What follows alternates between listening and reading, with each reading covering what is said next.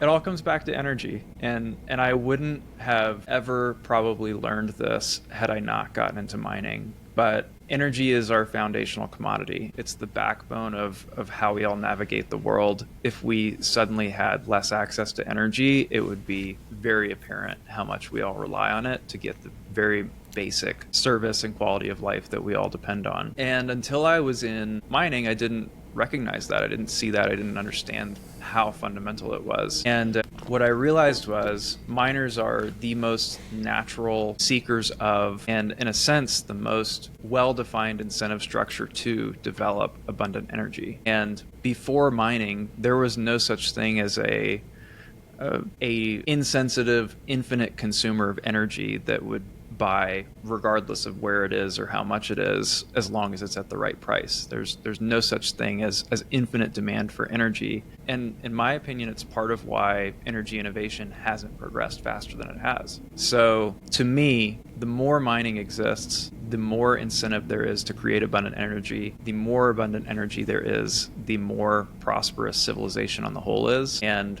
I don't think it's a coincidence that the Kardashev scale ranks civilizations by how much energy they use or how much energy they can channel. And essentially, I've always been a sci-fi nerd. Like, I can't wait for us to live in the Star Wars future of intergalactic travel. And all of that is connected to energy use and really efficient channeling of energy.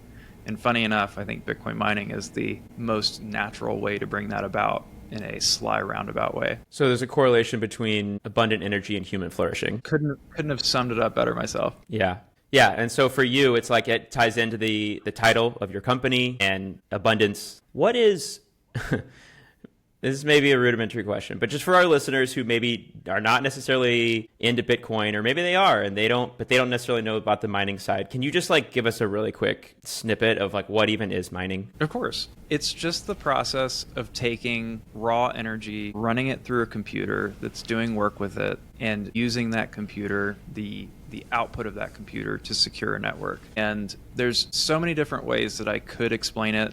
The best and simplest analogy that I have for explaining Bitcoin mining is it's as if you had a cross between the military and Visa. So you get to use resources to process payments and take fees, but with those same resources, you are also effectively protecting the network. In the same way that the military is protecting trade channels, miners are protecting the network that passes all of the value on the Bitcoin network.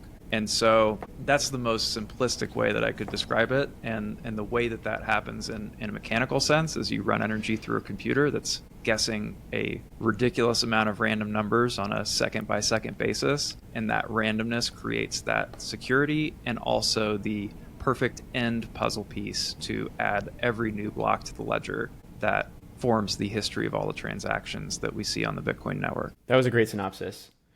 So military and Visa, that really like resonated with me for a second. So military as in protection of the network, Visa as in the network itself. Does that sound right? Exactly. I mean, if you think about it, the military is not earning fees in a direct sense. I mean, it's quite a cost center, but they're not directly taking fees for protecting trade routes or protecting other types of monetary networks. But we do. As miners, we're directly taking transaction fees from every block that gets mined. And Visa doesn't, they're not a cybersecurity company per se. They're not necessarily putting a lot of their resources into protecting something. It's more just about facilitating value transfer. So if you just describe it as a payments network, you're also missing what I would say is half of it, which is this is a digital network storing more value than any other in the world with no central passwords. So how do you keep it safe? And the way that it's kept safe is just ever increasing randomness thrown into the void